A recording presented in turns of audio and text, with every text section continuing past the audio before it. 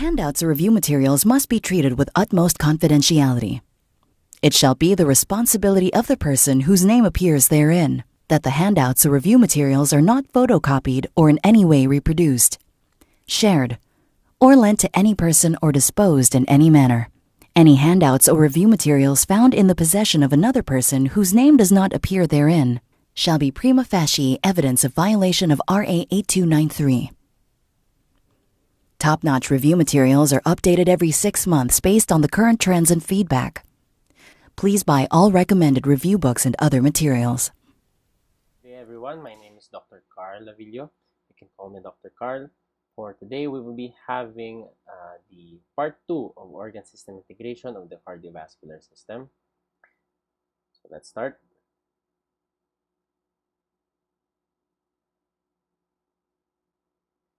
So, what we will do here, no, yung part 2, it consists of pathology, microbiology, and pharmacology.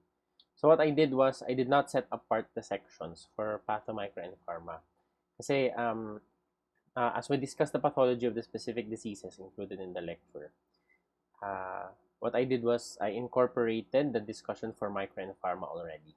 So, ginawa ko yun kasi para ma-maintain ninyo sa memory nyo yung context ng disease, because I think if we set them apart and discuss them separately, you will tend to forget the context or background of the pathology of the disease we are discussing. So I think it's better if we discuss the pathology and then yung micro and then yung pharma ng disease na yon, and then move on to the next. Okay, that's what we will do for this session. So we start with hypertensive vascular disease. There are different kinds. We have primary or essential hypertension. We also have secondary hypertension and malignant hypertension. No, so pag sinabing primary or essential hypertension, there's no identifiable cause. It is seen in 90 to 95% of cases. And then for secondary, ang etiology niya ay dahil sa renal, endocrine, or neurologic causes. But among these, yung sa renal or yung tinatawag na primary renal disease, it is the most common etiology of secondary hypertension. We also have malignant hypertension. It occurs when more than 200 over 120 ang BP. It is a severe form of hypertension. It can be either primary or secondary. Now, in terms of pathogenesis, sa essential, yung mga pwedeng maging causes nito, pwedeng genetic factors or insufficient renal sodium excretion, pwede ring vasoconstrictive influences or environmental factors such as mga obesity, smoking, or physical inactivity. In terms of secondary, di ba sabi natin yun nga, dahil siya sa mga primary renal disease, endocrine, or neurologic. In terms of renal, pwedeng dahil sa renal artery stenosis, kasi di ba pag may renal artery stenosis, nagdi-decrease yung blood flow into the afferent arteriole, papunta dun sa glomerulus. So what happens is, dahil may decreased perfusion dun sa afferent arteriole, nasa-sense yun ng juxtaglomerular cells, and they will secrete renin, and then yung end product, ma-convert yung angiotensinogen to angiotensin 1 and then angiotensin 2.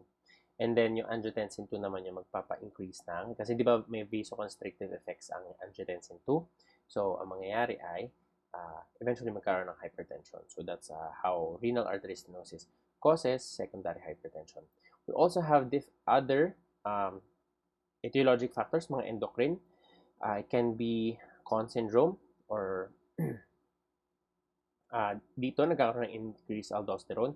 So, di ba, aldosterone increases sodium reabsorption, and where sodium goes, water follows. So, mag-increase din yung blood volume kasi dadami yung water na nare-reabsorb sa tubular lumen or sa renal tubule. So, mag-increase yung intravascular volume. So, mag-increase yung BP. And then, sa Cushing syndrome naman, yung increased glucocorticoids naman yung primary reason kung ba't nag-increase yung peripheral resistance. Sa pheochromocytoma, nag-increase yung catecholamines, so nag-increase yung peripheral resistance. And then sa thyrotoxicosis, the increase in thyroid hormones causes increased cardiac output kasi nag-increase yung heart rate. Kasi di ba, one of the signs of thyrotoxicosis is tachycardia, di ba?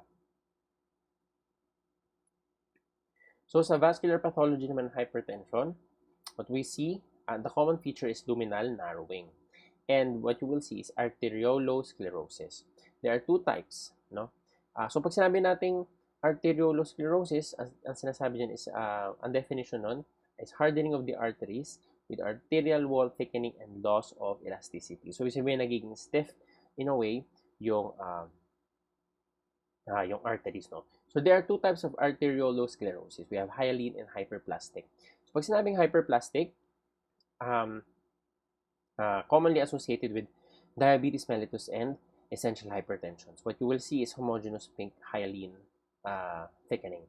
As opposed sa hyperplastic, ang buzz, so sa ano kasi, sa pato, madalas, no, dapat na-memorize mo, nakakabisado mo yung mga buzz words or buzz phrases. Kasi sila yung madalas na tinatanong sa mga board exams. So yung hyperplastic arteriolosclerosis, ang kanyang morphology is concentric laminated thickening, described as onion skinning or onion skin lesions. So, dahil siya sa proliferation of smooth muscle cells. So, dito mo rin makikita sa hyperplastic arteriolosclerosis, yung fibrinoid deposition and vessel wall necrosis. And it happens in patients with malignant hypertension. So, okay. So, di ba kanina nag-pathology tayo? Now, we go to pharmacology. So, in-incorporate ko na siya. So, yung drugs natin for hypertension, there are several choices to choose from, no, itong mga to. Pero syempre, hindi sila kasi dekahon na kahit ano pwede mong gamitin sa kahit anong sakit, di ba? So, it depends on the clinical context and yung sakit ng patient. So, for example, in a patient with hypertension and heart failure, hindi tayo gumagamit ng beta blockers if yung patient na yun na may hypertension and may heart failure comes to the ER with decompensated heart failure. Yung mga patients kasi na may decompensated heart failure, commonly, mababa yung BP nila. So, since ang beta blockers, it inhibits beta-1 receptors na nag-increase when stimulated, increases heart rate and contractility. So, yung patients na mababa yung BP dahil may decompensated heart failure, pag nabigay ka ng beta blockers, dahil mababa na ngayon kanilang BP and yung kanilang contractility, cardiac contractility, nagbigay ka pa ng beta blockers, mas malalo mong ipupush yung patient into decompensated heart failure. And pag hindi mo na-resolve yun, eventually it will lead to cardiogenic shock. And then, another patient population with special consideration, kung ano yung ibibigay mong antihypertensives is patients na may diabetes mellitus and hypertension. Instead of selecting beta blockers or diuretics or vasodilators as antihypertensives, in patients with diabetes mellitus, and hypertension, you can select instead ACEs and ARBs kasi they have been shown in studies to be protective against DM nephropathy kasi they decrease albuminuria, no?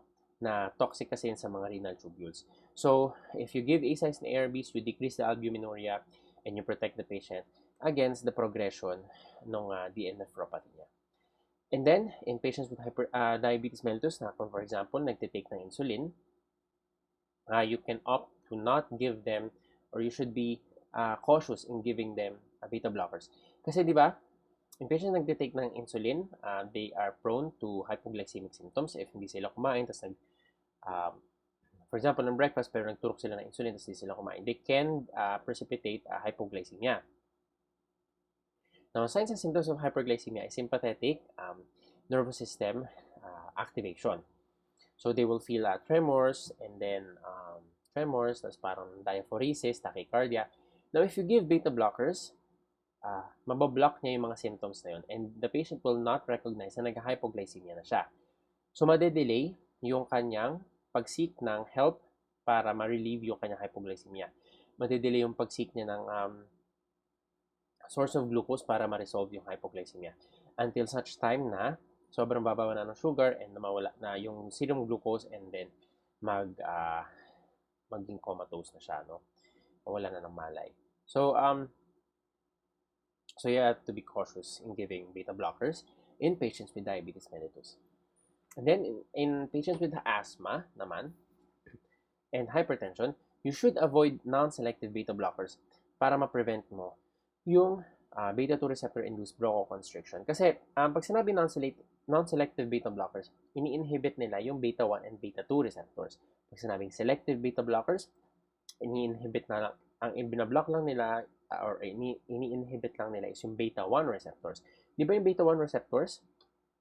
Sa heart, it increases heart rate and cardiac contractility. Ang beta-2 naman, ang ginagawa nila, they, pag na-activate ang beta-2, it can promote bronchodilation. Now, if you give non-selective beta blockers, pag binalock mo yung beta-1, yes, it will reduce heart rate, no? And at the same time, it will also block beta-2 receptors kasi non-selective nga eh. So, what happens is, from bronchodilation, magiging bronchoconstriction. So, ma-aggravate mo yung problem niya sa airways kasi yun nga, may asthma nga siya. So, ano ba yung mga non-selective and selective beta blockers? Pag sinabing, so, ang tandaan ninyo, yung selective beta blockers, sila yung, ang pangalan ay A to M, M or mic. Okay? Most of them, but not all of them, no? Kasi, for example, so, ano yung mga example ng selective antagonists or selective beta blockers? So, ang example niyan is atenolol, betaxolol, bisoprolol, esmolol, metoprolol. So, lahat sila from letter A ng alphabet up to M or mic. Diba? So, sila yung mga selective beta blockers. We also have non-selective beta blockers. So, pag sabing non-selective beta blockers, they mostly go from, yung names nila, they mostly go from N or November, N to Z ng alphabet. So, ano yung mga example ng non-selective beta blockers? Yung mga nadolol, pindolol, propranolol, and timolol. So, lahat sila, nagsisimula yung name nila sa letters from N or November, N to Z. Okay, so sila yung non-selective beta blockers. Ulitin ko, selective beta blockers, they are yung mga pangalan na nagsisimula sa from A to M, okay, or mic, or yung first half of the alphabet. So, atenolol, betaxolol, bisoprolol, esmolol, metoprolol, sila yung mga selective beta blockers. And another population na may special consideration in giving antihypertensives is in patients na pregnant. Meron lang mga select na antihypertensives na pwede mo ibigay in patients with hypertension. So, ito lang sila, nifedipine, methyldopa, labetalol, and hydralazine. Kasi yung iba, they can cause problems dun sa baby. For example, nagbigay ka ng ASI or ARB sa patient na pregnant, it can cause fetal na renal malformations dun sa baby. So, contraindicated ng ASI ARBs sa mga pregnant. Okay? Ito lang commonly yung binibigay natin. So, that's for hypertension. We go to atherosclerosis. So, atherosclerosis is central in the pathogenesis of coronary, cerebral, and peripheral vascular disease. And the diagnostic lesion sa atherosclerosis is atheroma or atheromatous plaque. Risk factors are divided into non-modifiable and modifiable risk factors. So this is hyperlipidemia, hypertension, cigarette smoking, diabetes mellitus, and inflammation. Yung non-modifiable, hindi mo sila,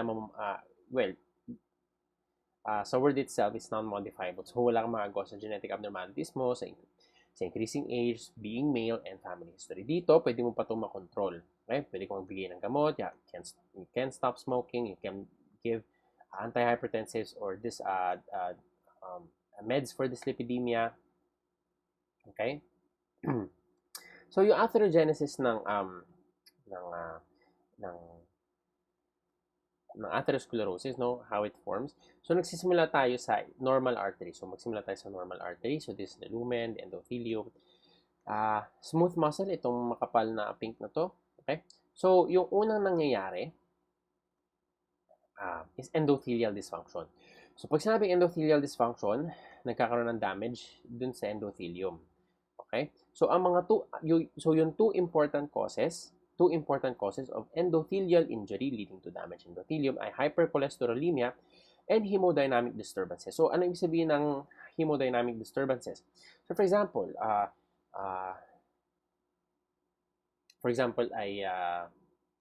kunwari yung mga arteries na, di ba maraming branches yung arteries, usually nagfo-form ang mga atherosclerotic plaques dun sa mga areas of na mayroong turbulent na blood flow. So, saan may turbulent blood flow? Doon sa mga kung saan nagfo-fork, may isang malaking artery, tapos biglang magfo-fork siya doon. So, from initially laminar na blood flow, dahil nga nagdumaan siya doon sa fork o kumbaga nag-part ways yung dalawang, nag-branch out siya into two branches, yung artery. So, nagkakaroon ng turbulent blood flow doon, and yung turbulence na yun, it can damage yung endothelium. So, dahil doon sa damage endothelium, macrophages will go to that site. And if there's high levels of LDL or LDL cholesterol or low density lipoprotein cholesterol in the blood, yung macrophage na yon magiging LDL-laden macrophages. And then yung LDL-laden macrophages na yon, they will become foam cells, no? So they will become foam cells and eventually magiging fatty streak. So from endothelial dysfunction, magkakaroon ng fatty streak formation. Okay, yun yung pinagsama-samang foam cells and LDL-laden macrophages, mga oxidized na LDLs na nasa macrophage. And then eventually, yung fatty streak na yun na may foam cell and LDL-laden macrophages, magmamigrate na doon yung smooth muscles. So kanina, di ba, walang migration ng smooth muscles dito? Di ba? Kita nyo dito, no? Eventually dito, yung smooth muscles na nasa ilalim will migrate there, karoon ng smooth muscle migration, and eventually magiging siyang fibrous plaque. So magkaroon ng fibrous plaque formation, and eventually magiging ganito na, as you can see here, no? Morphology, nung diniscuss natin kanina ng fatty streak, so small flat yellow macules sila na elongated, and they contain lipid-filled foamy macrophages, diba? And eventually, from this fatty streak, magiging siyang fibrous plaque or atheromatous plaque na merong fibrous cap and lipid core. So, as you can see, ito yung fibrous plaque niya, yun nandito sa taas, and yung lipid core is itong dilaw na to. Okay? And, so yun nga, ang kinocontain ng atheromatous plaques na yun ay smooth muscles, macrophages, and T cells. Yung lipid-laden na, LDL-laden na macrophages. And then smooth muscles na nag-migrate, no? And there is a presence of neovascularization na nasa periphery ng atherosclerotic plaque. Now, yung most common sites of involvement ng atherosclerosis ay sa may lower abdominal aorta, particularly below the renal arteries and iliac arteries. The second most common sites of involvement are coronary arteries, and yung least common ay circle of Willis. Okay? So this is just a magnified view of yung ating atherosclerotic plaque kanina. We have the fibrous cap, and then yung necrotic center or yung lipid core, and then nandito na yung smooth muscle sa ilalim. And then may mga smooth muscles din tayo na nandun sa fibrous cap. Ito, no? Nasa taas ng lipid core.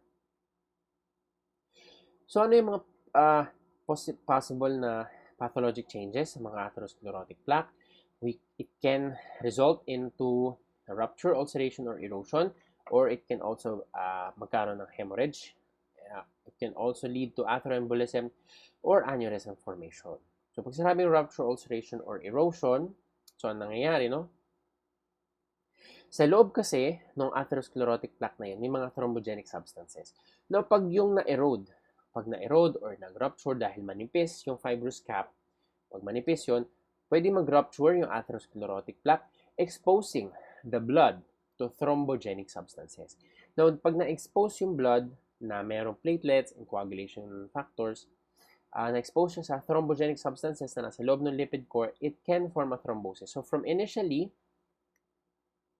ito yung blood vessel, tapos ito yung atherosclerotic plaque, nag-rupture siya dito, initially ganito lang yung occluded area ng blood vessel, di ba?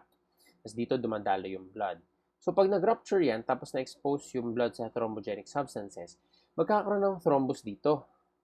So papatong siya dyan yung thrombus. So magkakaroon ng partial occlusion dito. So dito na lang dadalo yung dugo, dito na lang. Pero kasi ito occluded na to.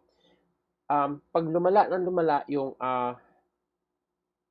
thrombosis na yon, From partial occlusion, it can at worst lead to total occlusion, leading to yung mga ACS natin. Pwedeng end-stage ACS, which is dalawa, di ba? Unstable angina and end-STEMI, or STEMI, ST elevation MI. Another pathologic change that can happen in an atherosclerotic plaque is hemorrhage into that plaque. So kasi di ba sabi natin kanina may neovascularization sa may peripheries ng atherosclerotic plaque. So it could lead to intraplaque hemorrhage with plaque expansion and eventually rupture ulit, which ganun pa rin yung magiging mechanism. Another thing is atheroembolism. Yung thrombus na nag-form dito sa taas na to, it can mag-embolize into, for example, sa pulmonary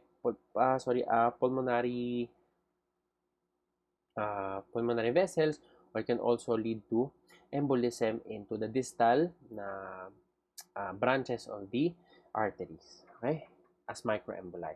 It can also lead to aneurysm formation, which is yung atherosclerosis nagko-cause ng weakening of the wall, leading to aneurysm. So there are two consequences of atherosclerotic disease. It can lead to stenosis or acute plaque change. Ito yung na-discuss natin kanina, yung acute plaque change na can lead to rupture, erosion, ulceration, or hemorrhage. And this is the most dangerous consequence kasi pag nangyari yun nga, acutely pwedeng, dahil acute yung mga events, from initially ito lang yung occlusion, acutely pwede siyang lumaki. And from partial to total occlusion, it can happen in a matter of minutes, and dun nagsisimula yung chest pain that will lead to ACS or yung end-stage ACS or STEMI. Can also lead, so that's acute plaque change. Meron din tayong more gradual na process in atherosclerotic stenosis. It could lead to gradual occlusion of the vessel lumen. And eventually, if that gradual occlusion reaches a critical threshold, yung tinatawag na critical stenosis, around 70 to 75% of occlusion ng total area of the blood vessel, it could lead to critical stenosis, and this is where tissue ischemia starts. So this is just a summary of yung progression ng atherosclerotic plaque and how it leads to sudden events and then yung eventual outcomes nila. Okay? So sa atherosclerotic plaques, there are three generalities. Number one, the thickness of the fibrous cap. Di ba ito yung fibrous cap natin? Okay, this one. And dito, manipis na fibrous cap. Yung thickness of fibrous cap na yun is directly proportional to the stability of that atherosclerotic plaque. Meaning, the thicker the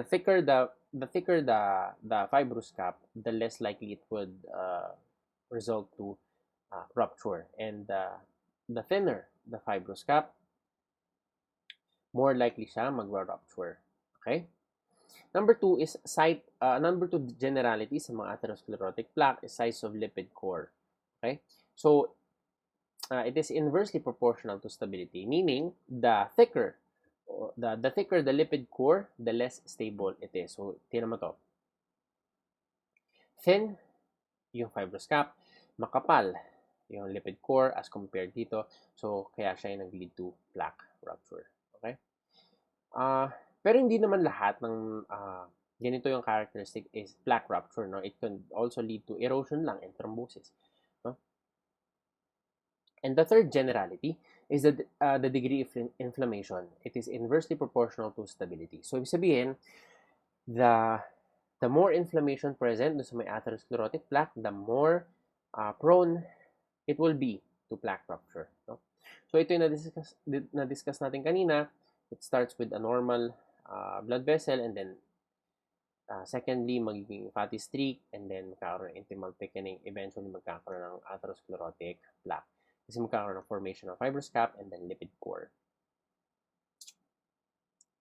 And then, pag nagkaroon ng plaque rupture, tapos hindi mo na-resolve yun, hindi mo siya nadala sa hospital, yun na ACS na, and then eventually magkakaroon ng sudden cardiac death. So, ano yung treatment natin for atherosclerosis? So, pharmacology na tayo. For atherosclerosis, meron tayong mga lipid-lowering drugs. So, these are the drugs used for dyslipidemia. So dahil ang isa sa 'di ba yung mahalaga nating kailangan to decrease, kailangan nating i-resolve in patients with atherosclerosis is yung LDL cholesterol, 'di ba? Yun yung bad cholesterol. Gusto natin siyang babaan para konti na lang yung available for formation of atherosclerotic plaques. Kailangan mababa yung LDL cholesterol para mababa yung available na LDL para mababa yung available LDL na magfo-form ng mga atherosclerotic plaques. Okay? So how do we lower the LDL? Meron tayong 4 na medications. We have statins, resins, ezetimibe, and niacin. So di-discuss natin yung mechanism of action nila. So sa statins, ini-inhibit niya yung enzyme na HMG-CoA reductase. So ang ginagawa nun, with inhibition of the HMG-CoA reductase, it will inhibit the conversion of HMG-CoA to mevalonate. So, ang mevalonate, cholesterol precursor siya. So, if you inhibit yung enzyme na yan, bababa yung precursor. So, magdi-decrease yung cholesterol precursor and magdi-decrease din eventually yung production or synthesis of LDL cholesterol. Okay? So, pag nagbigay ka ng HMG-CoA reductase inhibitors, magdi-decrease yung intrahepatic cholesterol kasi nabawasan nga yung cholesterol precursor, di ba? So, magdi-decrease yung intrahepatic cholesterol. And pag nag-decrease yung intrahepatic cholesterol, ang compensatory response ng liver is to increase the number of high-affinity LDL receptors. Kasi wala nang cholesterol sa liver, so hahanap na siya sa periphery, sa blood. So, mag-i-increase niya yung LDL receptors ng liver, and ang gagawin ng liver, pag marami na siyang LDL receptors na high affinity, i-clear niya yung blood of the LDL and VLDL remnants. Gagamitin niya yung LDL and yung VLDL remnants na nasa blood, yun yung gagamitin niya na source niya ng cholesterol, source ng liver ng cholesterol. So, bababa yung LDL na nasa blood. Okay? So, nagbibigay tayo, mainly nagbibigay tayo nun for dyslipidemia, no? And other diseases that we can give HMG-CoA reductase inhibitors, yung mga patients na may coronary artery disease or yung may mga ACS, yung acute coronary syndromes, diba? NST, ACS, or STEMI. So, actually, ang binibigay natin sa patients na may ACS and STEMI or STEMI is mga high-dose statins. So, pag sinabing high-dose statins, dalawa lang. Meron kasing iba't ibang statins, di ba? Lovastatin, pravastatin, simvastatin. Pero may dalawa lang na statin na may high dose. Dalawa lang. Atorvastatin, na ang dose ay 40 to 80 mg. And rosuvastatin, na ang dose ay 20 to 40 mg. Sila lang yung mga statins na may high dose na na may high doses, no? Sila lang yung considered na gano'n. Yung others, hindi sila high dose statins. Mga ano lang yan, mga low intensity or moderate intensity statins. So, hindi mo sila pwedeng gamitin sa mga patients na may ACS. Yung second na medication for dyslipidemia na nagpapababa ng LDL cholesterol is bile acid binding resins. So, ano naman mechanism nito? So, normally, may mga bile acids tayo na sinisecrete from the liver, papunta sa gut, lumen, and ginagamit sa pag-digest ng mga fats, no? Dietary fats. And eventually, yung bile acids na yung magiging urobilinogen. And eventually, marireabsorb sila sa may bandang ileum. So, from the ileum, so 20% of the urobilinogen, 80% of the urobilinogen will get excreted via the stool. So, yun yung nagpapakulay sa dumi. And 20% of the urobilinogen will be reabsorbed through the ileum na tinatawag natin na enterohepatic circulation. 90% of the 20% will go to the liver and 10% will go to the kidney ng urobilinogen. Okay? So, ang ginagawa ng bile acid binding resins, binabind nila yung bile acids and pine-prevent nila yung intestinal reabsorption sa ileum. So, parang pine-prevent nila yung enterohepatic circulation. So, pag ginawa niya yon, so pag pinrevent niya yung bile acids na may cholesterol, pag binind ng bile acid binding resins yung bile acids na may cholesterol and pinrevent niya yung intestinal reabsorption nito via the enterohepatic circulation, mababawasan yung cholesterol pool. So, what happens is, mababawasan na naman yung cholesterol na nasa liver or yung hepatic cholesterol. Parang medyo kamukha ng HMG-CoA reductase inhibitors, di ba? So, mangyayari, dahil bawas na yung hepatic cholesterol and, dahil bawas na yung, dahil, di ba, usually nga, yung urobilinogen marireabsorb via the enterohepatic circulation. And mababalik yung bile acids na ginamit doon sa pag-digest ng mga fat, ng mga dietary lipids, di ba? So, pag yung bile acid binding resins, binind niya yung bile acids, masisecrete sila, ma-excrete sila through the stool.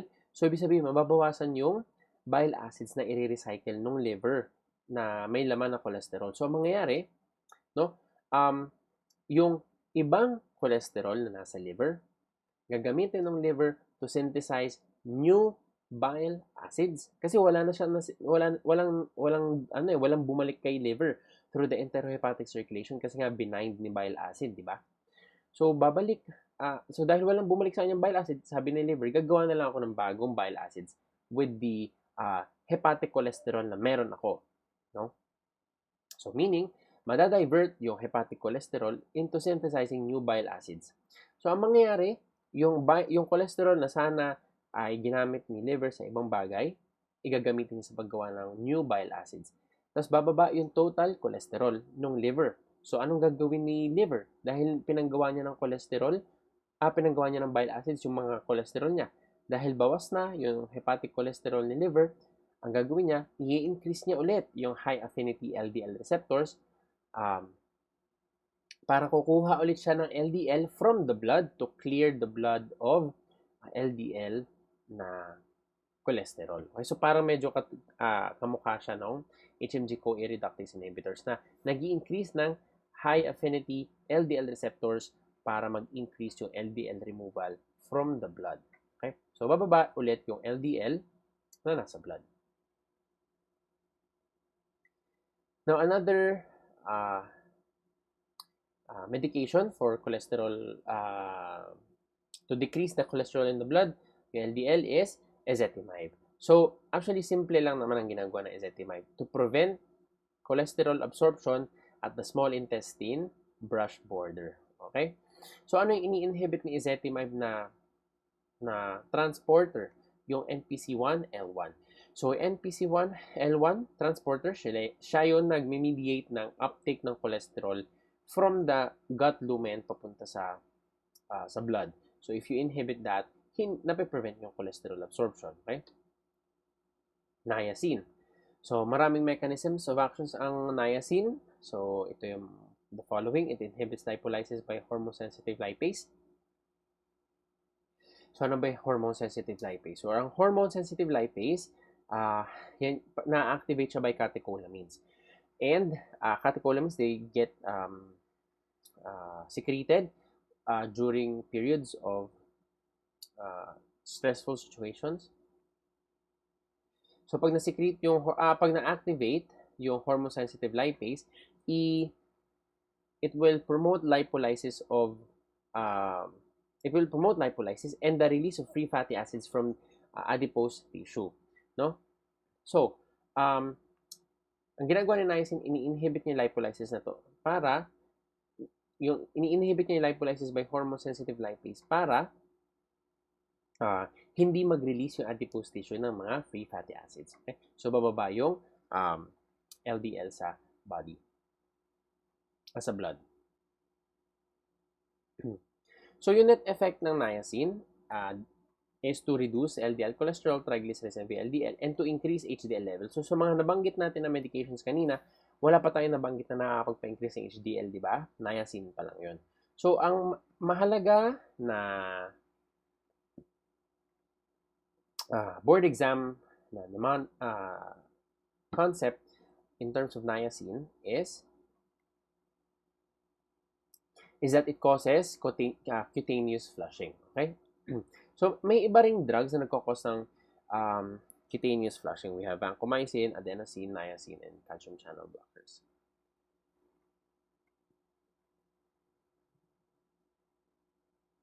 Now, tandaan ninyo sa niacin, di ba nagkakos siya ng cutaneous flushing? Diba? So, ang mechanism of yung facial flushing in patients na nagtitake ng niacin, you have to know that yung kanilang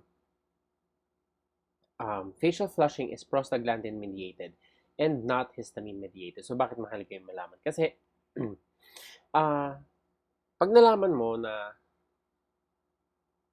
yung facial flushing is mediated by prostaglandin, you will know na ang treatment for that facial flushing na caused by niacin is NSAIDs. Kasi di ba ang mechanism of action ng NSAIDs is to inhibit cyclooxygenase, di ba?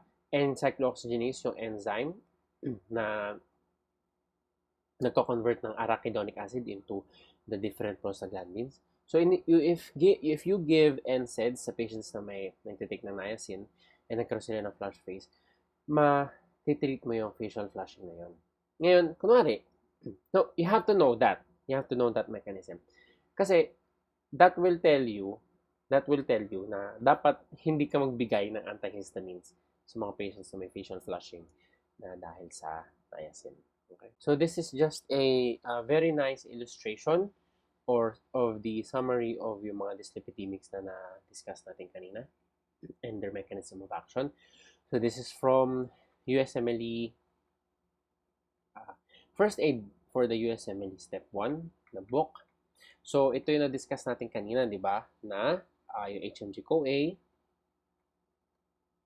Meron siyang enzyme na HMG-CoA reductase that converts HMG-CoA into mevalonate, and mevalonate will eventually become cholesterol, di ba? So if you inhibit HMG-CoA reductase, mape-prevent mo yung pag-form ng mevalonate into cholesterol, and dahil nababawasan na yung intrahepatic cholesterol, ang gagawin ni liver, i-increase niya yung mga high affinity LDL receptors, and yung mga high affinity LDL receptors na yun magko-collect or magagad or parang kukunin nila yung mga LDL na nasa blood. Okay, so ito, tulad nito, kinuha niya, papunta dun sa liver through the LDL receptor. Okay? Now, yung isa nating diniscuss kanina ay ezetimibe. It inhibits cholesterol absorption, di ba? NPC1L1. It inhibits cholesterol absorption from the intestinal lumen papuntang enterocyte. Another thing is yung ating bile acids, ini-inhibit natin yung reabsorption nito na babalik siya sa enterohepatic circulation, di ba? Pine-prevent natin yung reabsorption ng bile acids para ma-excrete natin sila sa stool. Another is ini-inhibit natin yung lipolysis ng adipose tissue para that will eventually lead to the release of free fatty acids into the blood. At ang nag-i-inhibit ng lipolysis ito is niacin.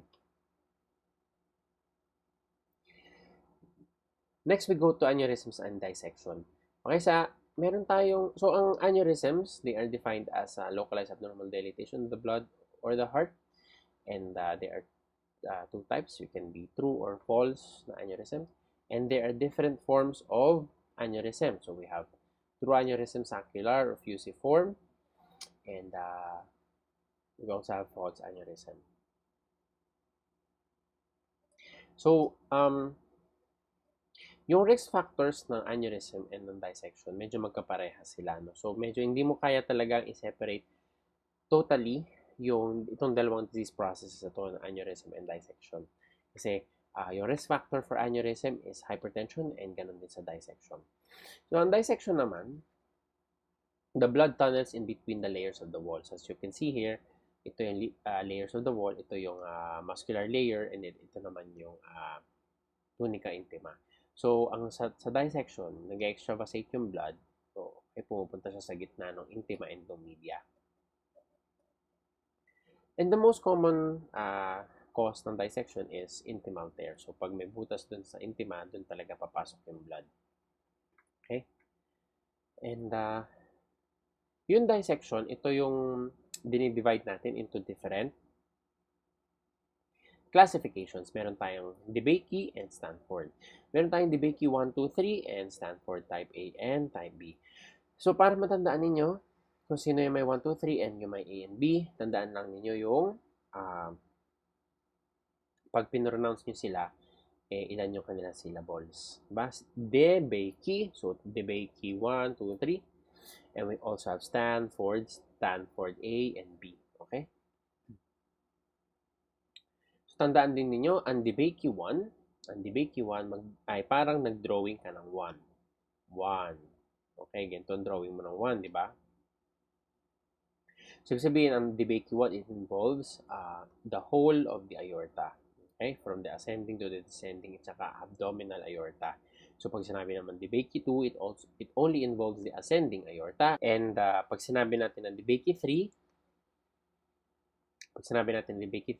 it only involves yung after ng left subclavian vein, below the left subclavian vein. So, paano nyo naman tatandaan yung type A and type B? Pag sabihin, type A, it only involves yung, it always involves yung ascending aorta. So, type A is ascending aorta. Kasi, meron tayong dalawa, ascending aorta and yung other parts of the aorta, and ito naman is ascending aorta din. So, those are parehas na type A. Pag sinabi naman na type B, pag sinabing type B, no, parang 3, no? Parang 3, no? Type, DeBakey 3, tapos type B, okay?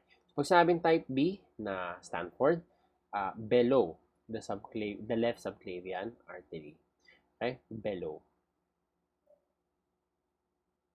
Meron tayong iba't ibang pathogenesis of aortic dissection and aneurysm. So, pwedeng for intrinsic quality of the vessel wall from vascular Ehlers-Danlos syndrome, which is ang cause ay defective type 3 collagen. Pwede rin na abnormalities in TGF-beta signaling. Ang example nito is in patients with the Marfan syndrome na may defective fibrillin. So, glycoprotein yung fibrillin na yan na nagsisequester ng TGF-beta. And if that happens, nagdi-decrease yung extracellular matrix content and vascular integrity. We also have abnormalities in collagen remodeling, leading to increased collagen breakdown and loss of smooth muscle cells. So, other clinical manifestations. So, for the clinical manifestations of aortic aneurysm and dissection, in general, they can present with a mass or any other symptom na pertaining to mass effect ng palpable pulsating abdominal mass and other specific clinical manifestations ay depende dun sa structure na nako-compress. For example, kung malapit yung aneurysm sa bone, it can present with bone pain or it can also present as hemorrhage or cardiovascular collapse pag nag-rupture yung aneurysm. So, meron tayong dalawang aortic aneurysm. It can be thoracic in terms of kung anong naapektuhan. It could be thoracic or abdominal aortic aneurysm. Pag sinabing thoracic aortic aneurysm, it's associated with cystic medial degeneration. So, yung cystic medial degeneration, more commonly associated siya sa ascending aortic aneurysm. Pag descending thoracic aortic aneurysm, more commonly associated siya with atherosclerosis. And yung cystic medial degeneration na yun, na associated with ascending thoracic aneurysm, is associated with Marfan syndrome. Ang treatment, okay, we go to pharma ng thoracic aortic aneurysm. Ang treatment is beta blockers. Recommended siya for those with aortic root dilatation to reduce the rate of further expansion. So, kailangan mo i-read kasi, di ba, habang nag-expand yung aneurysm, nagwa-widen yung lumen ng aorta. And together with the widening of the aortic lumen, nagwa-widen din yung aortic valve. So, pag nag-widen yung aortic valve, hindi siya masyadong opposed on diastole, no? On diastole, yung blood na nasa aorta pwedeng bumalik into the left ventricle, leading to aortic insufficiency or aortic regurgitation. So, we also have abdominal aortic aneurysm. It is usually associated with atherosclerosis, parang descending thoracic aorta, di ba? And may present as a palpable pulsatile abdominal mass. na most often is infrarenal. Treatment naman dito dahil associated siya with atherosclerosis is statins. Di ba nabanggit natin kanina? Sa thoracic aortic aneurysm, walang statins na mention. But kung yung patient naman na yun ay yung patient profile niya is pasok as fit siya sa criteria for starting statins, mag-start ka na rin ng statins dun sa mga patients na may thoracic aortic aneurysm. Now, in patients with abdominal aortic aneurysm, we start statins. Now, di ba sabi natin beta blockers and treatment sa thoracic aortic aneurysm? Sa abdominal aortic aneurysm, yung mga beta blockers, they have not been proven to reduce the rate of aneurysm growth. So, ang other treatment for abdominal aortic aneurysm is operative repair. Now, aortic dissection naman, ang patient profiles ito, karaniwan ay mga 40 to 60-year-old males na may hypertension, 90% of them. Pero pag ang naapektuhan ng aortic dissection is a young patient with connective tissue defects, most likely may Marfan syndrome yun. Clinical manifestation nila ay sudden excruciating anterior chest pain radiating to the back. Di ba marami tayong differentials sa mga patients na may anterior chest pain, pero yung pag nag-radiate yan to the back, malaki yung chance na aortic dissection yung most likely na initial impression mo. Other clinical manifestations of aortic dissection is markedly unequal yung BP sa both arms. So, okay? So, kaya nga sa mga patients na may chest pain, you have to check yung BP sa both arms kasi pwedeng aortic dissection yun. So, bakit nagkaroon ng unequal BP sa both arms? Kasi kunwari, yung aortic dissection, pag nag-propagate siya until, for example, hanggang sa may right brachiocephalic trunk. Di ba yung right brachiocephalic trunk, nagba-branch out siya into right common carotid artery and right subclavian artery. So, pag nag-propagate yung aortic dissection up to that, doon sa opening ng right brachiocephalic artery, magkakaroon ng occlusion doon. And pag nagkaroon ng occlusion doon, babagsak yung BP sa may right arm. And hindi siya maging equal sa left arm. Okay? So, in a patient presenting with chest pain and radiating to the back, tas unequal yung BP in both arms, mas magiging convinced ka. So, magkakaroon ka ng more clinical evidence to support the diagnosis or the initial impression of aortic dissection. Sa chest x-ray, it can show medial stinal widening naman. So, ang initial lesion ng aortic dissection is intimal tear. Most common site is ascending aorta. Okay? And meron ding in traumatic chest injury cases, pwedeng after the origin of the chest arch vessels at the ligamentum arteriosum. Histologically, what you will see is medial degeneration as well, pero walang inflammation. Okay? In terms of treatment, you have to reduce contractility and systemic arterial pressure, and medical therapy should be initiated as soon as the diagnosis is considered. Now, mahalaga yung classification kung anong klaseng dissection siya, kung Stanford type A and Stanford type B, kasi mag-iiba yung management. So, in patients with Stanford type A, emergent or surgical correction. And in patients with Stanford type B, medical therapy naman in the form of IV beta blockers, sodium nitroprusside to further lower the SBP to less than equal 120. You can also use a non-dihydropyridine na mga calcium channel blockers in the form of verapamil and diazem, and IV na ACE inhibitor and nalaprilat, but vasodilators are contraindicated. Okay? Bawal ang vasodilators kahit mataas ang BP. Kasi it can increase hydraulic shear stress and propagate the dissection. Next, we go to myocardial infarction. So, myocardial infarction, death of cardiac muscle due to prolonged ischemia.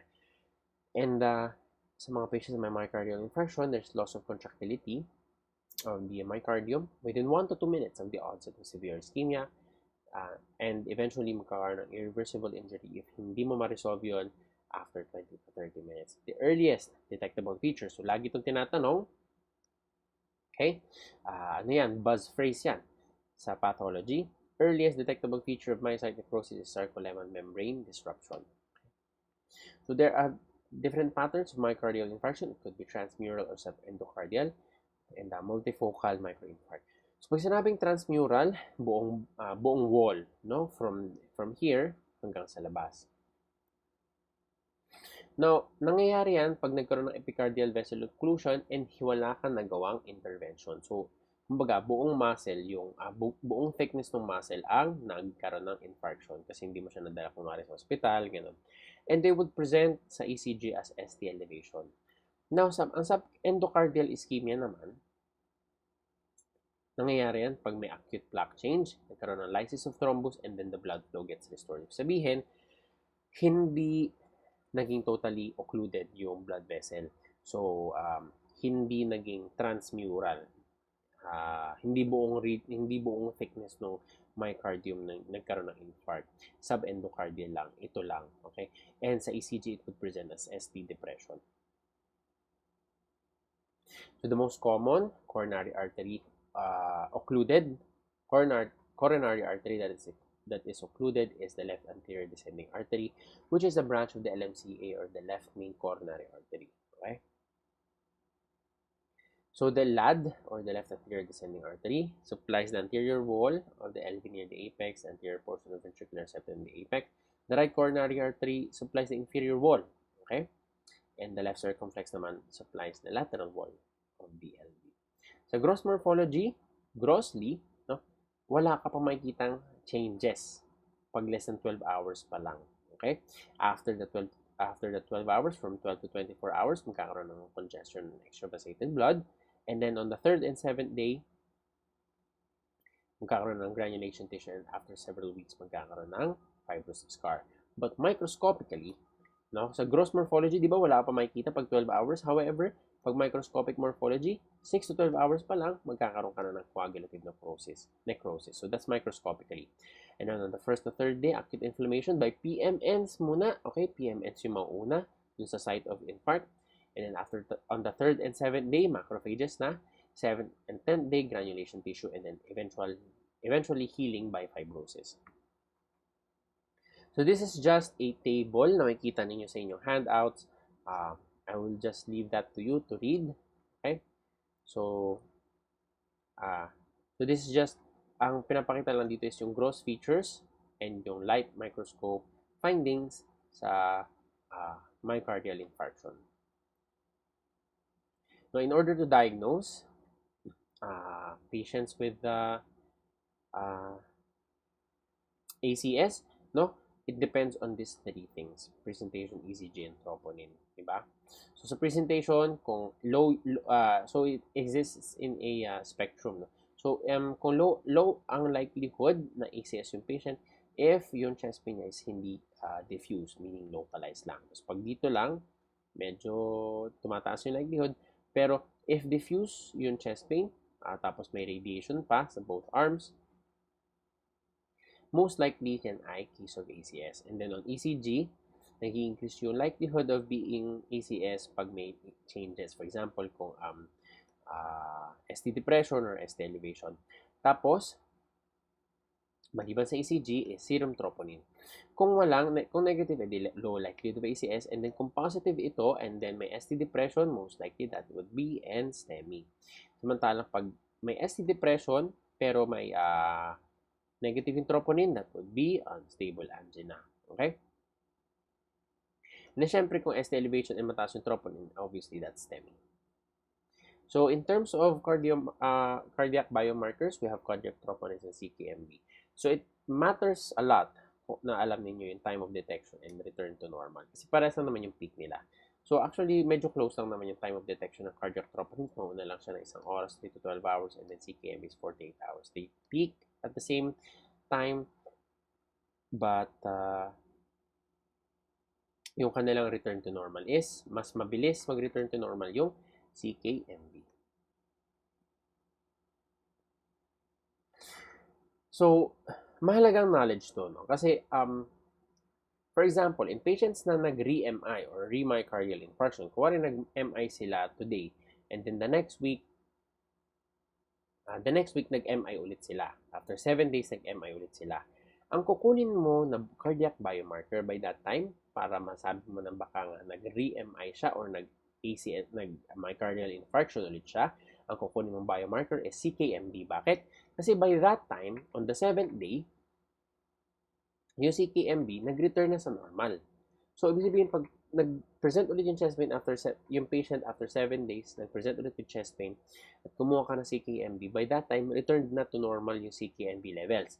So, pag tumaas yun, baka nga nag-ACS ulit siya or nag-re-myocardial infarction or re-MI. As opposed sa cardiac troponins, nag-MI siya ngayon, nag-MI siya ngayon, and then after a week, after 7 days, nag-chest pain ulit siya. Tapos pagtingin mo, pagpunta niya sa ER, tapos nagpakuha ka ng troponin, mataas pa rin yun. Okay? Kasi hindi naman siya pa bumabalik sa normal. Okay? So, ibig sabihin, baka mag-falsely positive yung makita mo sa cardiac troponins.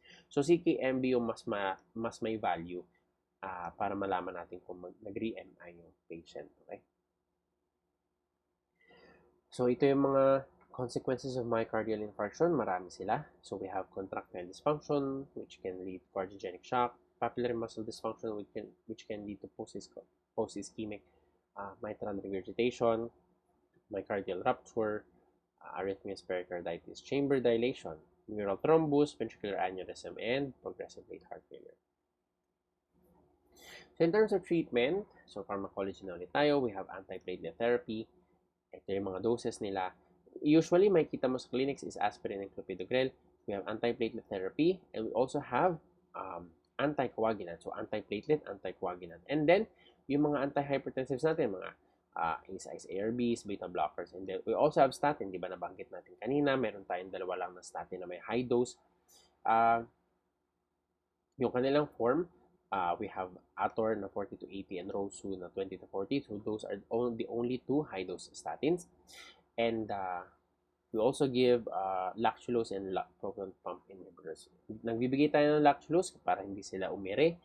Pag dumudumi sila, hindi sila mag-Valsalva maneuver. Kasi pag nag-Valsalva maneuver sila, mag-i-increase yung magkaroon ng positive intrathoracic pressure. Kasi you're expiring against a closed glottis, di ba, pag Valsalva maneuver. So, nag-i-increase yung intrathoracic pressure, so leading to decreased venous return and decreased preload and decreased stroke volume, decreasing the cardiac output. So, pag nag-decrease yung cardiac output, you're decreasing the blood supply to an already to an area na may already low na blood supply kasi nga may occlusion. So, parang babawasan mo palalo, no? So, you also give proton pump inhibitors kasi kailangan natin i-prevent yung possible na UGIB or upper GI bleeding kasi ang dami natin binibigay na bleeders, yung mga antiplatelet, yung pampadugo, antiplatelet, and anticoagulants. So, this is the mechanism of action of aspirin, no? Aspirin inhibits coxsackie-oxygenase para ma-prevent natin na magkaroon ng thromboxane A2. Thromboxane A2 promotes platelet aggregation kasi ayaw natin magkaroon ng platelet aggregation kasi nga, di ba nga, ang pathophysiology ng ACS is plaque rupture, acute plaque rupture, na expose yung blood to thrombogenic substances, di ba? And so nagkakaroon ng thrombus and nagkakaroon ng partial to total occlusion. So we have to prevent platelet aggregation. So isa pa is clopidogrel. So ang ginagawa naman ito is to inhibit ADP P2Y12 receptor. Ito naman ang ginagawa nito is for platelet activation. So also inhibit platelet activation. So another is yung sinabi natin na LMWH or enoxaparin. Ang inhibit naman ito is thrombin. Ang thrombin is it converts fibrinogen to fibrin, and from fibrin, mag-form na siya ng fibrin mesh to stabilize the platelet plug. So, kailangan natin inhibit yun para hindi maging malakas or maging fully formed yung thrombus na nag-form dun sa above the atherosclerotic plaque. Okay? Para hindi na worsen yung occlusion. Okay, we go to cardiomyopathy. So, there are two primary groups of cardiomyopathies. We have primary and secondary. Pag sinabing primary, it can be genetic or acquired. Pag sinabing secondary, it's a consequence of systemic disease in cases of hemochromatosis or amyloidosis. We have three patterns of cardiomyopathy. We have dilated, which is the most common, hypertrophic, and restrictive. So, tandaan niyo yung EF na pag mababa yung EF, that would be dilated, and kung mataas, it can be either hypertrophic or restrictive. And ang dilated cardiomyopathy or DCM, ito yung ang dysfunction niya ay systolic, diastolic naman sa hypertrophic and restrictive. Ang mahalagang malaman ninyo dito sa cardiomyopathy is kung ano yung mga common causes. So, naka-bold naman sila. So, we have alcohol, myocarditis, hemochromatosis, and doxorubicin. So, tandaan niyo, according to Harrison's, alcohol is the most common toxin implicated in chronic DCM. However, chemotherapy naman are the most common drugs implicated in toxic cardiomyopathy. So, pag ang tanong is most common toxin, that would be alcohol na implicated in chronic DCM. And pag ang tanong naman is what is the most common drug implicated in toxic cardiomyopathy, which also leads to DCM, that would be chemotherapy. So, yung mga chemotherapy na nagkakos ng DCM, we have doxorubicin. And another one is isang gamot na ginagamit for breast cancer patients, that would be trastuzumab. Okay? So, hypertrophic cardiomyopathy, ang mahalagang buzz phrases dito is there's a genetic mutation in the beta-myosin heavy chain. Okay, so pag nabanggit nyo yan, pag nabanggit niya sa question stem, hypertrophic cardiomyopathy agad. Another na makikita mo sa hypertrophic cardiomyopathy or HOCM or HCM, makikita mo is asymmetrical septal hypertrophy with a banana-like configuration of the LV cavity. Okay, so HCM yan. Now, pag ang causes naman ng DCM is amyloidosis or endomyocardial fibrosis, that would be RCM. Okay? So, this is just a representation of yung mga major forms of cardiomyopathy. So, the DCM, HCM, and RCM. So, makita mo, enlarge yung mga chambers sa DCM, and sa hypertrophic naman, hindi man ganun kalaki yung chambers, pero malaki yung muscle, no? Yung myocardium. And restrictive cardiomyopathy, stiff naman yung kanilang walls. Next is myocarditis. So, the etiology is either infectious or non-infectious. Kung viral, it's Coxsackie-B, which is the most common cause. Kung helminthic naman, it's T. spiralis or Trichinella spiralis, which is the most common helminthic cause. And pwede rin mag-cause ng myocarditis yung T. cruzi or the etiologic agent of Chagas disease. No? T. cruzi is Trypanosoma cruzi. So, dito tayo magkakaroon ng microbiology. Kanina kasi wala tayong microbiology na na-discuss, no? So, kasi di ba nasabi natin, the most common cause of viral myocarditis is Coxsackie-B. So, saan ba nabibilong ang Coxsackie-B na viruses? They belong to the picornavirus family. And yung mga viruses na that belong to the picornavirus family is remembered by the mnemonic perch. So, we have poliovirus, echovirus, rhinovirus, yung cause ng common cold, Coxsackie viruses, and HAV or yung Hep A virus. They can cause aseptic meningitis, herp angina, hand, foot, and mouth disease, pericarditis, and myocarditis. Okay? So, Coxsackie virus belongs to the picornavirus family. We also have Trichinella spiralis, which is a helminth. The transmission is through undercooked meat, especially pork. They can cause the symptoms of fever, vomiting, nausea, periorbital edema, and myalgia. Ang tawag din is trichinosis. And they can be treated with bendazoles in the form of albendazole, mebendazole, mga ganun. Trypanosoma cruzi. It causes Chagas disease. Non-transmission nito is when the triatom insect or yung kissing bug, it bites and defecates. Tandaan nyo, bites and defecates around the mouth or the eyes. Okay? So, ibig sabihin, hindi natatransmit yung T. cruzi through the bite. Ang ginagawa, it is transmitted through the feces ng bug. So, nagkakaroon ng fecal transmission into the bite site. Okay? So, ibig sabihin, dumudumi siya doon sa saan siya kumagat and doon natatransmit yung Trypanosoma cruzi. Meron din tayong kilalang sign sa sa Chagas disease. That would be Romania sign, which is unilateral periorbital swelling, which is characteristic of the acute stage. Morphology of myocarditis. So, it depends on kung ano yung cause. If it's hypersensitivity myocarditis, you will see perivascular infiltrates composed of lymphocytes, macrophages, and eosinophils kasi nga hypersensitivity myocarditis, diba?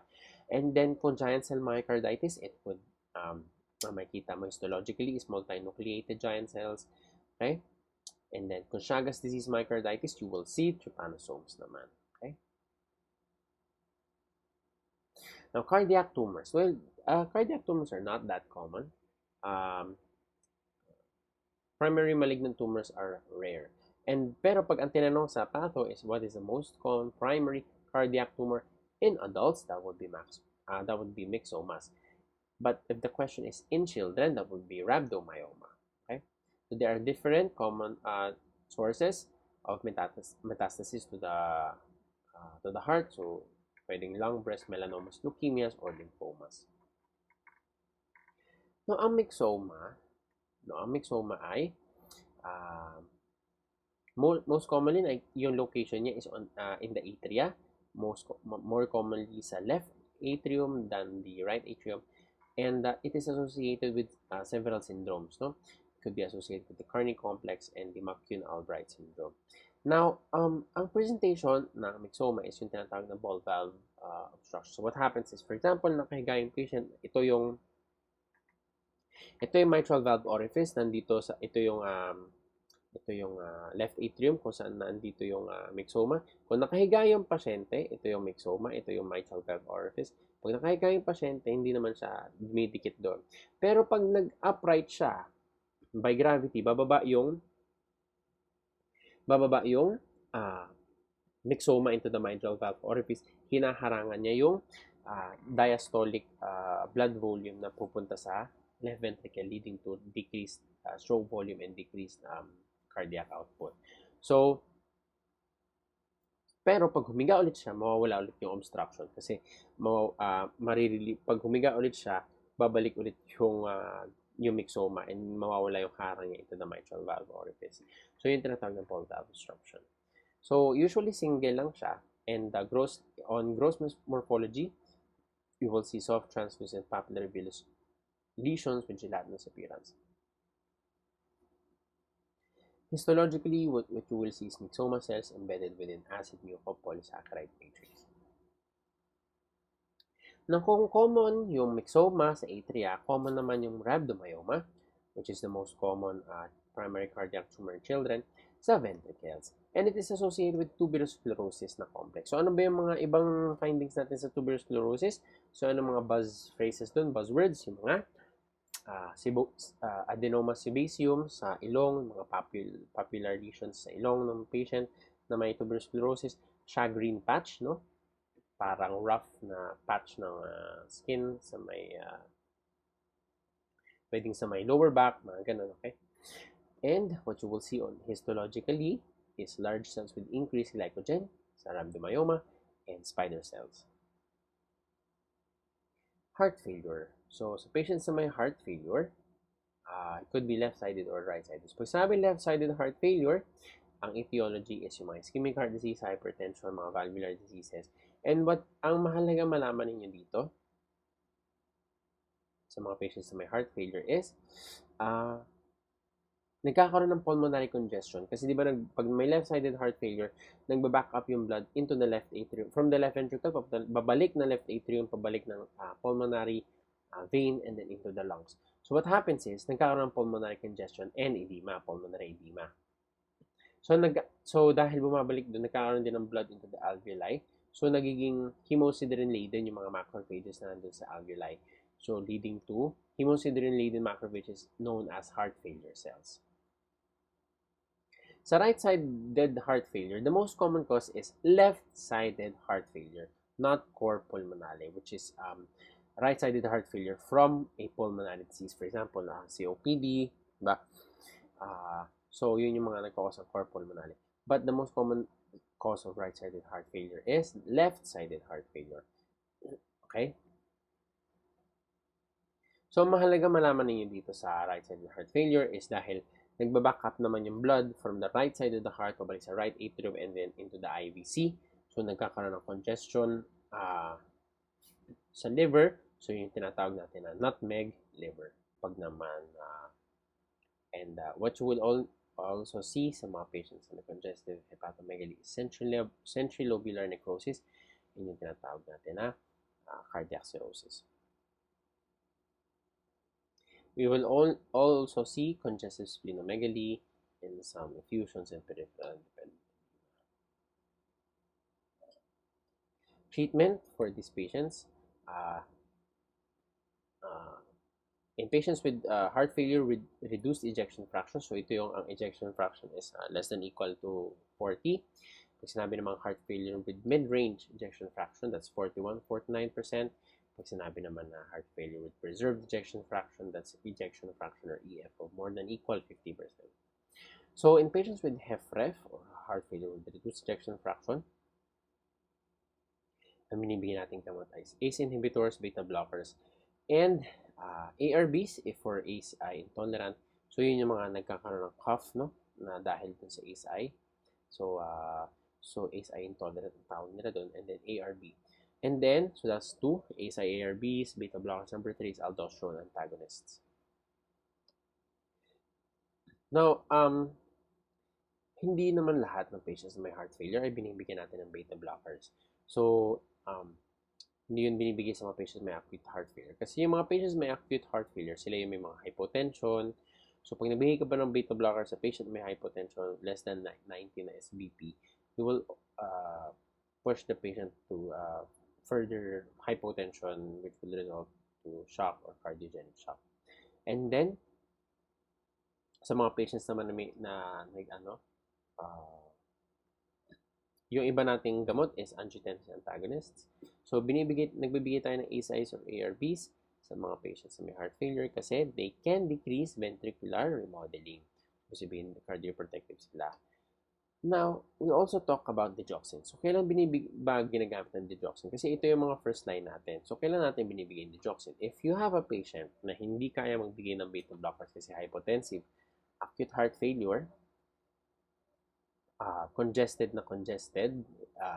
yung may pulmonary congestion, kasi mababa yung LV contractility, pero mababa yung BP, so hindi ka pwedeng bigyan beta blockers. Dahil nga mababa yung BP, nagkaroon ng AKI, hyperkalemia, mataas ang potassium, hindi ka rin pwedeng magbigay ng ACIs or ARBs. So in those cases, you can give digoxin to increase the contractility of the heart.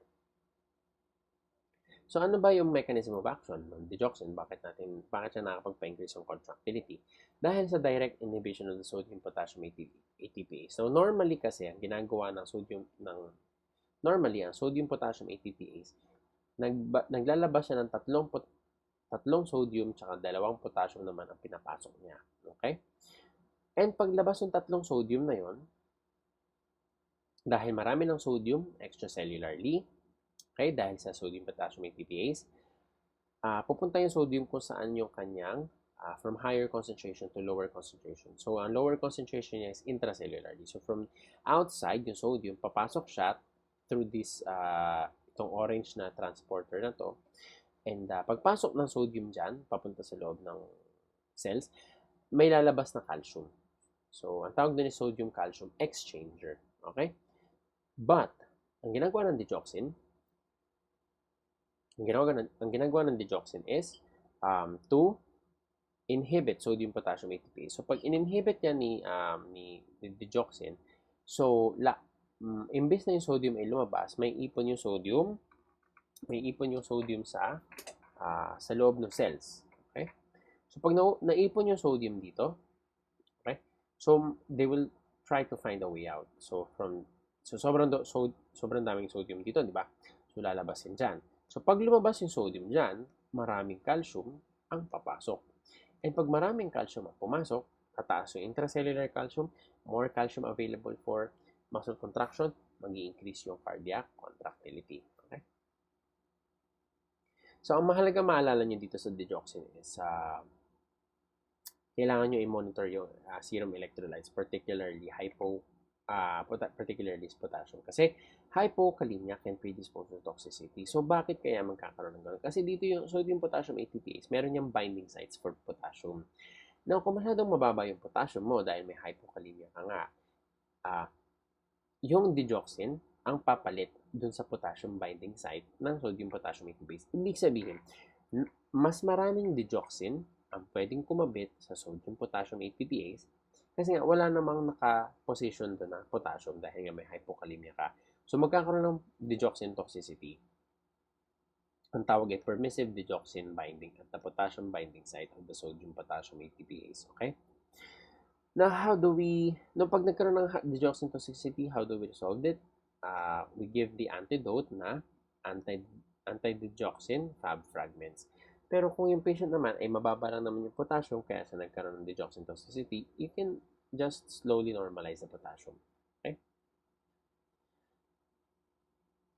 Next is rheumatic heart disease. So the most commonly involved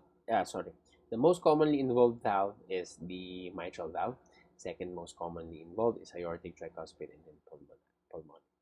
So yung buzz phrase dito sa rheumatic heart disease is fish mouth deformity. Sa rheumatic heart disease then you can see verrucae. Ito ay mga vegetations overlying the necrotic foci along the lines of closure. So yun yung buzz phrase sa rheumatic heart disease. Kailangan nyo tandaan yan. And then meron din tayong presence of McCallum plaques na makikita nyo sa subendocardium described as irregular thickenings. Okay? Usually in the left atrium. Now, we go to infective endocarditis. So this is microbial infection of heart valves and neural endocardium. Now, the hallmark of infective endocarditis is vegetations. Okay? Meron tayong dalawang type. We have acute and subacute. Acute is commonly caused by Staph aureus, and subacute is commonly caused by less virulent organisms such as virulent strep and Hasek organisms. Ang valves na inaapektuhan na acute IE is previously healthy and ang subacute naman is previously diseased, so more pronounced yung tissue destruction sa acute IE and less naman sa subacute. Now, ang mga kailangan ninyong tandaan sa microbiology ng IE is that tricuspid valve endocarditis is associated with IV drug use. Okay? So, pag ang patient ay may IE, ang ina-involved ay tricuspid valve, kasi di ba most commonly involved naman sa IE is yung aortic tsaka yung mitral valve. Less commonly in tricuspid valve. Now, pag ang patient nag-present with tricuspid valve endocarditis, you have to investigate kung meron siyang IV drug use. Okay?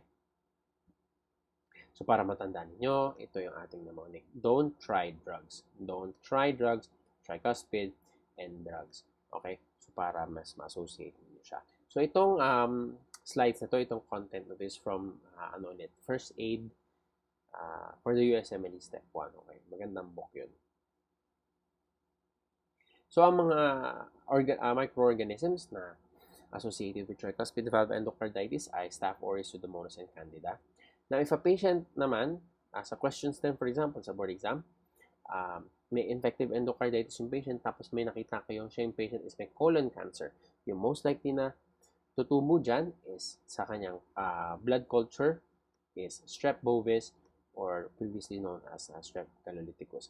Now, yung patient naman is may prosthetic valves, yung most commonly tutubo sa kanilang blood culture kung sila may infective endocarditis is Staph epidermidis. But if the if the blood is culture negative, the most likely organisms are Coxiella burnetii and Bartonella. Ang morphology ng patients na may infective endocarditis ay yung mga, sabi nga natin, di ba yung hallmark is yung vegetation? So what you will see is friable, bulky, potentially destructive lesions. Ang laman ng mga vegetations na yun ay tatlo: fibrin, inflammatory cells, and bacteria. Okay? Which can later embolize to become septic embolus. Okay, ito yung sinabi natin kanina, yung right valves ay sa mga IV drug users, most commonly affected ay aortic and mitral. Okay? Now, dahil meron tayong mga infected vegetations known as infective endocarditis, meron din tayong mga vegetations na non-infected naman. So, ito yung itsura ng vegetation sa IE. Ito yung itsura ng vegetation sa rheumatic heart disease. Di ba ito yung tinatawag natin na verrucae kanina? As you can see here, verrucae ay mga small vegetations along the lines of closure. Tingnan niyo. Ayan, along the lines of closure. Yung sa RHD, di ba? Tapos meron din tayo mga vegetations na non-infected, tulad ng NBTE tsaka LSC. So pag sinabing NBTE, that's non-bacterial thrombotic endocarditis. So ito yon. tinatawag din natin na marantic endocarditis. And we also have LSE, or Liebman-Sachs endocarditis. So, pag sinabing marantic endocarditis, it happens in patients with um,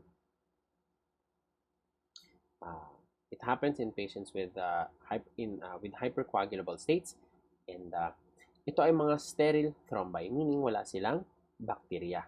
Okay? Okay? So, pag ganon, walang invasion or inflammation. So, ano yung mga hypercoagulable states? For example, in a patient with cancer, no, may hypercoagulable state sila. So, pwedeng magkaroon ng marantic endocarditis in patients with cancer. Next is Liebman-Sachs endocarditis. Madali naman itong tandaan. Di ba ang Liebman-Sachs endocarditis is LSE? Okay? So, it happens, ang LSE, it happens in patients with SLE. Okay? Yan. So, Liebman-Sachs endocarditis happens in patients with SLE. No? As you can see, yung description ng vegetations sa LSE ay sterile vegetations din, parang marantic endocarditis, walang infection, walang bacteria. So, sterile vegetations, tingnan nyo, either or both sides of the valve leaflets. Okay? Tingnan nyo, both sides, sa taas at sa baba ng valve leaflets. So, ganon yung description ng Liebman-Sachs endocarditis. Either or both sides of the valve leaflets. So, yung paano nyo tatandaan? Paano nyo tatandaan na both sides of the valve leaflets ang Liebman-Sachs endocarditis? Di ba ang Liebman-Sachs, dalawa yung apelyido, Liebman tsaka Sachs. So, dapat ay dalawa rin ang sides na affected sa Liebman-Sachs endocarditis. Both sides, taas at baba. Both sides, dalawa sides ang affected sa valve leaflets, dalawa rin ang apelyido, Liebman-Sachs endocarditis. Next is rheumatic fever. So, rheumatic fever naman is acute immunologically mediated disease occurring a few weeks after an episode of gas infection or group A streptococcal infection. Okay? Yung pathophysiology centers on the phenomenon of molecular mimicry. Ang sequelae nito is RHD. So, sa morphology ng patients na may rheumatic fever, what we will see is Ashkoff bodies and Anichko cells. So, tandaan niyo magkaiba sila, no? So, pag sabi Anichko cells, activated plump macrophages and may caterpillar cells. So, tatandaan niyo magkaiba sila. Paano niyo tatandaan yun? Pag sinabi Anichko cells, mas marami yung letters niya, di ba? Mas marami yung letters, so parang mas mukha siyang mataba. So, plump. Activated plump macrophages. So, plump, mas marami, mas mataba kasi mas maraming letters. And tandaan niyo yung mataba na yon, yung mataba niyo na macrophages, no? Imagine nyo na may mataba ka rin, may pet kang caterpillar na mataba. Okay? So, yung caterpillar cells mo ay naalaga, ay plump din. So, Anichko cells sila. Ganun lang yung association na isipin niyo. Para hindi ninyo malimutan, yung Anichko cells ay different from Ashkoff bodies.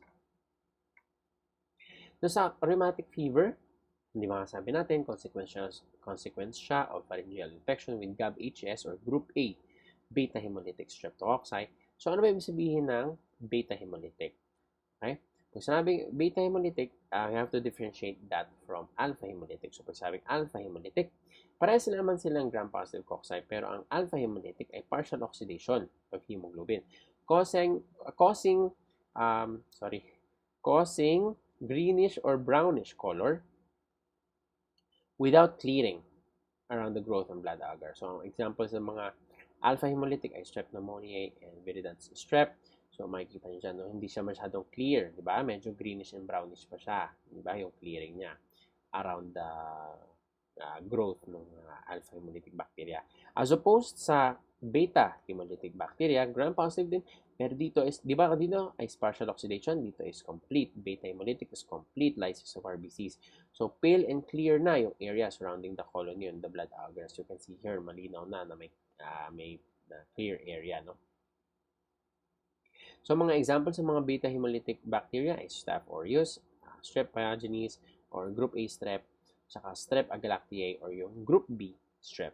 So, yung ating rheumatic fever is commonly caused by GAB-HS or Group A beta hemolytic streptococci or yung Strep pyogenes. Yun yung common cause ng rheumatic fever. Okay? Okay? So, for the last topic, we have syphilitic heart disease. So, it occurs in tertiary syphilis. Ang buzz phrase naman na kailangan yung tandaan dito is meron niyang aortitis, which is described as obliterative endarteritis of vasa vasorum of the proximal aorta. So, dyan mo lang mababasa yan, yung obliterative endarteritis of vasa vasorum. So, makikita mo yan talaga sa syphilitic heart disease. No? Sa tertiary syphilis lang pati siya makikita, hindi sa primary or sa secondary. Hindi. Tertiary syphilis lang. So, meron dito ang description na 3-bark appearance of the aorta. Okay? So, treatment for syphilis is PENG. Okay? So, the mechanism of action is to binding to penicillin-binding proteins. It inhibits transpeptidation and bacterial cell walls. Now, ang unique sa treatment ng syphilis, pag binigyan mo sila ng PENG, they can experience, yung mga patients na binigyan mo ng PENG, they can experience a syndrome of fever, chills, headache, myalgia following antibiotic treatments for syphilis. Okay? So, ang tawag dun sa reaction na yun is Jarisch-Herxheimer reaction. So, if you give penicillin in patients with syphilis, you can experience Jarisch-Herxheimer reaction na ganito yung symptoms.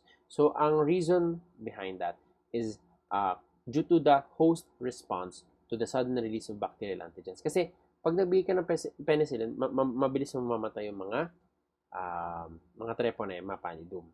And pag namatay yung mga treponema pallidum, maraming bacterial antigens na pupunta sa bloodstream, and yung host response to those bacterial antigens, that is what will produce the Jarisch-Herxheimer reaction. Okay? So, hindi siya allergic reaction. Okay? So, dahil siya sa host response to the sudden release of bacterial antigens. Tandaan niyo yung mechanism na yan, no? Kasi tinanong na yan sa PLE last year, 2021, kung ano yung mechanism ng Jarisch-Herxheimer. Okay? So, that's the end of my lecture. I hope na magagamit niyo siya sa mga susunod ninyong rotations and in your early preparation for the PLE. Okay? So, see you next time.